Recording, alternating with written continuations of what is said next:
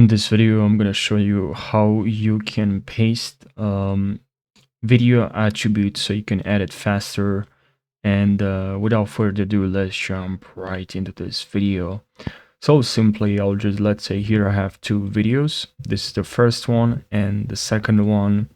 And now if, let's say I'll edit this video.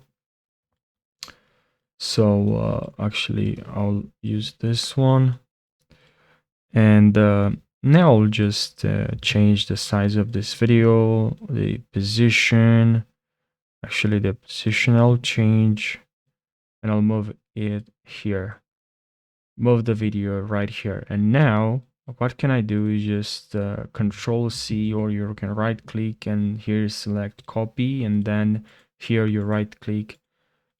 The video has this resolution, and now I'm gonna copy this resolution from this video. So right click now, and here click on paste attributes, and here I'm gonna select I want the zoom, I want the scale, and what is it here, position.